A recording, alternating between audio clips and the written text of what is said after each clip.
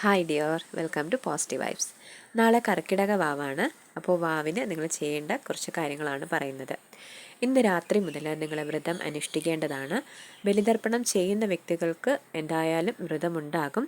അല്ലാത്തവരും വ്രതം അനുഷ്ഠിക്കേണ്ടതാണ്. വ്രതത്തിൻ്റെതായ എല്ലാ ശുദ്ധികളും പാലിക്കേണ്ടതാണ്.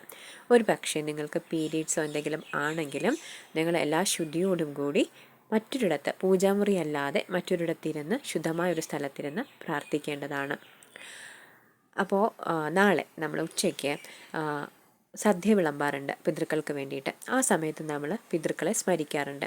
അപ്പോൾ നിങ്ങൾ പിതൃക്കളോട് കുറച്ച് കാര്യങ്ങൾ ഒരു പ്രാർത്ഥന പോലെ പറയുക.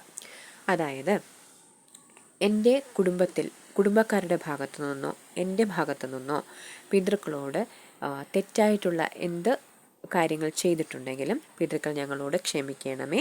പിതൃക്കളുടെ എല്ലാ അനുഗ്രഹങ്ങളും എനിക്കും എൻ്റെ കുടുംബത്തിനും നൽകണമേ. അതുപോലെ എൻ്റെ പിതൃക്കൾ എന്ത് തെറ്റുകൾ അവർ ജീവിച്ചിരുന്നപ്പോഴോ എന്ത് തെറ്റുകൾ അവരുടെ ഈ ജന്മത്തിലോ കഴിഞ്ഞ ജന്മങ്ങളിലോ എന്ത് തെറ്റുകൾ ചെയ്തിട്ടുണ്ടെങ്കിലും അതും ഡിവൈൻ ക്ഷമിച്ച് നൽകണമേ എന്ന് ഡിവൈനോട് പ്രാർത്ഥിക്കുക. എൻ്റെ പിതൃക്കളുടെ ആത്മാവിന് ശാന്തിയും മോക്ഷവും നൽകണമേ എന്നും ഡിവൈനോട് പ്രാർത്ഥിക്കുക. ഇപ്പോൾ നിങ്ങളുടെ ജീവിതത്തിൽ നിങ്ങൾക്ക് കുറേയധികം പ്രശ്നങ്ങളുണ്ട്. അതായത് തൊഴിൽ പ്രശ്നം, സാമ്പത്തിക പ്രശ്നം, കുടുംബ പ്രശ്നങ്ങൾ, കാർമിക് പാർട്ട്ണറിൻ്റെ പ്രശ്നങ്ങൾ, കാർമിക്സിൻ്റെ പ്രശ്നങ്ങൾ, ചുറ്റിലും പ്രശ്നങ്ങളാണെങ്കിൽ അത് ഈ ഒരു ആൻസെസ്ട്രൽ ഹീലിംഗ് കൊണ്ട് നമുക്ക് ആ പ്രശ്നങ്ങളിൽ നിന്നും ഒരു മുക്തി നേടാനായിട്ട് സാധിക്കും. ആൻസെസ്റ്റേഴ്സിൻ്റെ ഒരു സോൾ പെയിന് കാരണവും ഇത്തരത്തിലുള്ള പ്രശ്നങ്ങൾ ഉണ്ടാകാം. അപ്പോൾ എല്ലാറ്റിനുമുള്ള ഒരു സൊല്യൂഷൻ ഈ ഒരു ആൻസെസ്ട്രൽ ഹീലിങ്ങിലുണ്ട്. അതുകൊണ്ട് ഇതുവരെയും ആൻസെസ്ട്രൽ ഹീലിംഗ് ചെയ്ത് തുടങ്ങിയിട്ടില്ലാത്തവർ അവർക്ക് വേണ്ടിയിട്ട് ഈ ഒരു ഡേ, നാളെ ആൻസെസ്ട്രൽ ഹീലിംഗ് തുടങ്ങാൻ ഏറ്റവും അനുയോജ്യമായിട്ടുള്ളൊരു ഡേ ആണ്. നിങ്ങൾ സന്ധ്യയ്ക്ക് നാളെ വിളക്ക് കൊളുത്തി പ്രാർത്ഥിക്കുമ്പോൾ ആൻസെസ്റ്റേഴ്സിന് നാളെ എന്തായാലും അവരുടെ പ്രസൻസ് ഉണ്ടാകും. നമുക്ക് നേരിട്ട് അവരോട് സംസാരിക്കാൻ സാധിക്കും.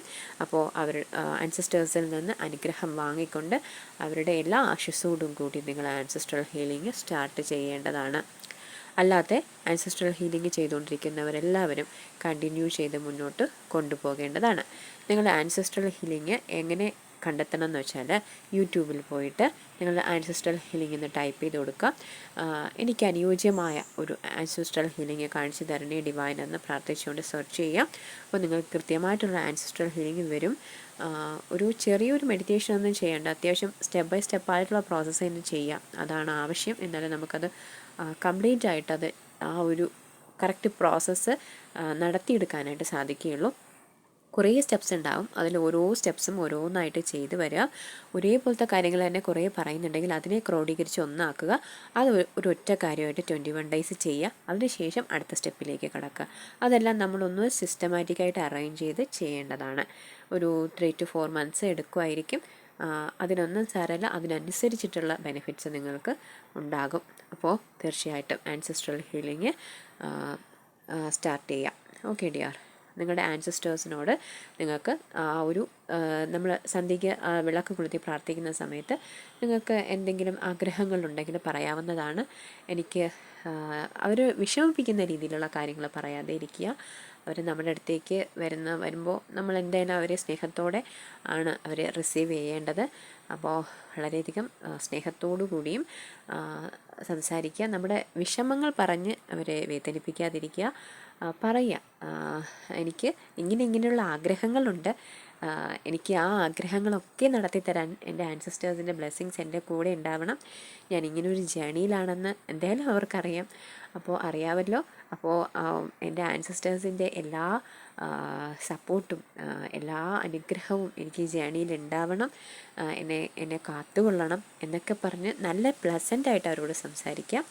ഓക്കെ ഡിയർ, നിങ്ങൾക്ക് അവരുടെ ബ്ലെസ്സിങ്സ് തീർച്ചയായിട്ടും ഉണ്ടാകും. എല്ലാവരും ചെയ്യുമെന്ന് വിചാരിക്കുന്നു. Thank you dear, thank you so much.